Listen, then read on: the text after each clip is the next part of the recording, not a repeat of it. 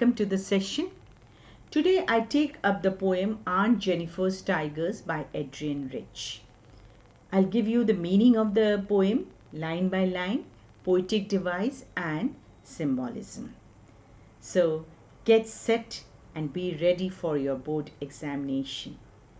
This is the 6th poem in the Flamingo book. So this is the poem on page number 103. Please read the poem before you understand it and prepare for your exam. So the poem Aunt Jennifer's Tigers is written by Adrienne Rich, who is one of the significant figures of feminist movement during the 20th century.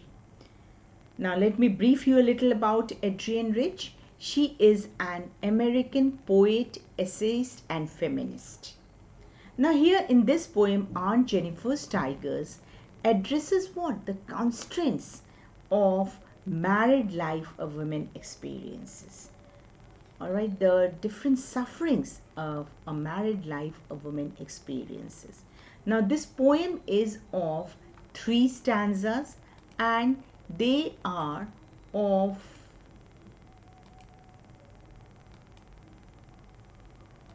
3 stanzas and they are 12 lines and there are 3 quatrains.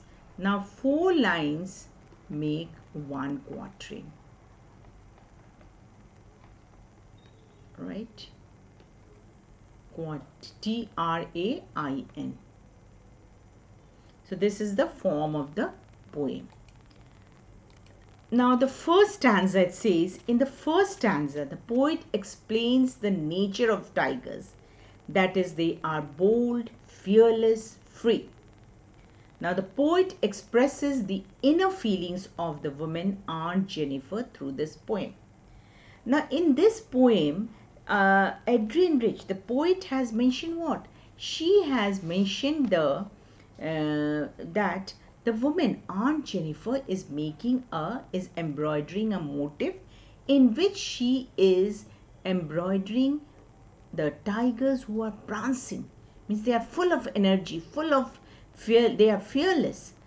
And in the embroidering of those tigers, she is actually, her wish to have a free, fearless life is expressed in the embroidering of the tigers. And what does she show? She makes those tigers bright topaz denizens. That is, how are the tigers in her embroidery? They are bright topaz. Now topaz is a yellow stone. Alright? Yellow. And they are the denizens of the world of green. Denizens means what? The residents of the world of green. What is the world of green? World of green is the forest. So they are the denizens, they are the residents of the world of green. In the 3rd line, the poet says that those tigers carved by Aunt Jennifer do not fear the men beneath the tree. That is, they are not afraid of the men who all are sitting under the tree. Beneath means what? Under the tree. And men probably refers to hunters and the tree refers to the forest. Now in the 4th line, the poet says that the tigers, they pace in sleek, chivalric certainty. That is, the tigers pace means move, in sleek means elegant and chivalric way. And they are very certainty means they are very confident. So the word chivalric was used for knights in old times. That in the olden days, the kings, the knights, the nobles, they used to fight in the wars, and this word was used for chivalric, as we know that Chhatrapati Shivaji was a chivalric king. However, here the poet personifies the tigers. According to her, what these tigers are? Fearless, they do not fear humans, and they move ahead in chivalric way. Now the poetic device in the first stanza is, the rhyme scheme is AABB. Now here you see, the rhyme scheme is, the poetic device is AABB. Rhyme scheme means the sound. Now, screen green are the same sounds AA. Tree certainty BB. So, the rhyme scheme of this stanza is AABB. Now, here next is used the use of bright topaz denizens. Now, first you see the bright topaz denizens are, the topaz is a metaphor. How it is a metaphor? Now, a metaphor is a comparison.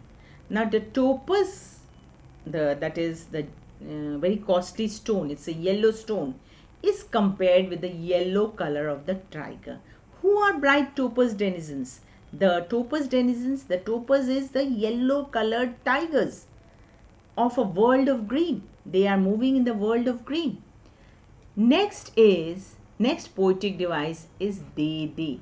That is, this is called anaphora. Alright. Anaphora is when the same word is used in 2 consecutive lines.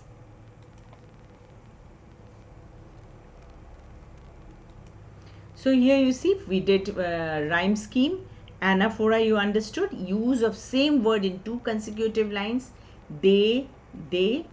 Metaphor is there, use of the topaz to describe the yellow color of the tigers. Next you see, the poetic device is as it follows. The green world, that is the world of green, is symbolic. Now what do we, the poet has written bright topaz denizens of the world of green. Now the world of green symbolizes the forest. The poet has not used forest, but we understand that the world of green, what is it symbolizing? It is symbolizing forest or hope. So Aunt Jennifer is giving all the bright colors to her embroidery work. She is making the tigers in that way. The personification, the tigers are personified throughout the poem when they are described as being proud, confident, unafraid of men. So these qualities differentiate them from the fearful and timid Aunt Jennifer. So the personification means what? When the human qualities are given to animals or non-human beings or non-human things. So what is this? This is the personification. All the human qualities, when it is given to the animals and non-living things, then it is called a personification. The most striking instance of personification is the word chivalric. Now the second stanza, the poet describes the fear of Aunt Jennifer towards her husband. She says that while she is embroidering the design on the panel, her fingers are fluttering. That is, Aunt Jennifer's fingers fluttering through her wool find even the ivory needle to pull. This is the ivory needle, means this, in the olden days the needles were made with ivory. Ivory, you know, the teeth of the elephants, that is ivory. Nowadays we have the needles of steel. So the ivory needle is she's using, and her fingers are fluttering, that is shaking with fear of her husband's dominating nature. Here it refers to the inability of Aunt Jennifer to use her fingers. It is difficult and hard for her to pull the ivory needle. She is so afraid that her hands are fluttering, shivering, and she cannot pull even the needle out with the wool to make the design. It looks like she is facing a lot of problems while carving the tigers. According to the poet, the massive weight of Uncle's wedding band sits heavily upon the hand of Aunt Jennifer. Now the wedding ring is very light, but the poet has used this wedding ring to have a massive weight, means a very huge weight. What is this massive? This massive word is very psychological. That is the suffering she is having, the constraints of married life she is having is very much massive, is a very huge suffering for her. So the poet is referring to something psychological. She might have faced so many difficulties in her married life associated with her husband's dominating behavior that the little ring is described as heavy band on her trembling fingers. How can a little ring be a heavy band? But the suffering, the what you call in Hindi, bandhan, that was so strong, so severe that she was finding it to be a massive weight. Now again the poetic device is the AABB, and there is also the use of alliteration, that is the same consonant sounds are in the neighboring words. So here you see, now here you see fingers fluttering. This is a alliteration. Use of the poetic device, alliteration. The same sound, consonant sounds when used in neighboring words is called a alliteration. So here we have, next we see here, sorry,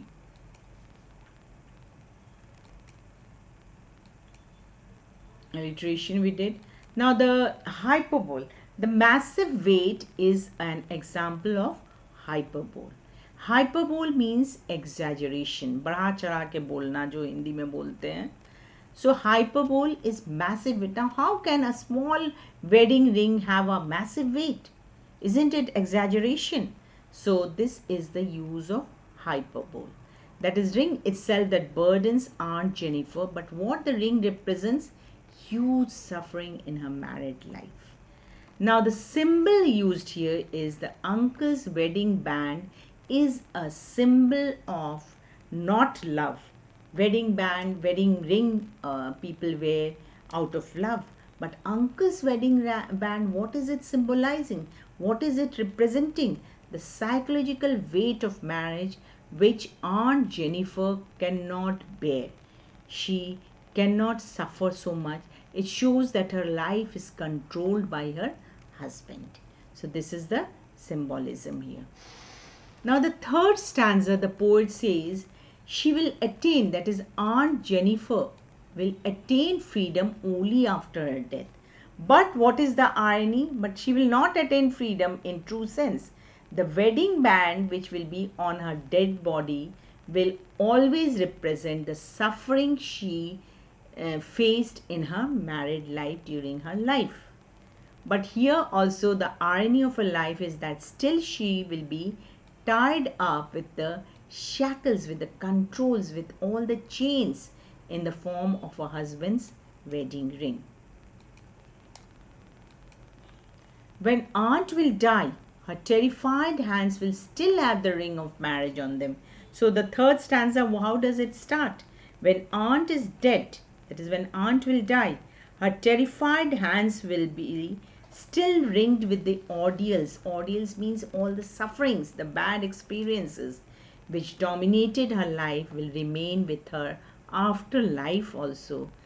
But her embroidery, but her work where she has embroidered the tigers in the panel will be always prancing, will be jumping, will be proud and unafraid. That is her inner wish, her inner desire will be expressed in her work, but she herself was always under the constraints of her dominating married life. When her husband was a dominating husband, and it was the constraints which she suffered in her married life. Now here the rhyme scheme is again AABB. Again the use of alliteration is here with the word P in prancing proud, and The symbols, that is the terrified hands, will lie still ringed with ordeals. This is a symbol of what? It symbolizes the oppression of women, the suffering of women. The ring remains in her hand even after her death, which shows that she is not free from the oppressive experience even after her death. So let's see in the poem, students. So here you see the terrified hands is a symbol. All right. Then prancing proud is alliteration.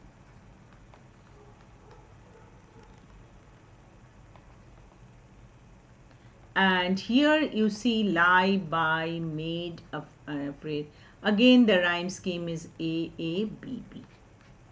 So these are the different poetic devices, and of course the different the meaning line by line, and the symbols also. Please read them and go through them.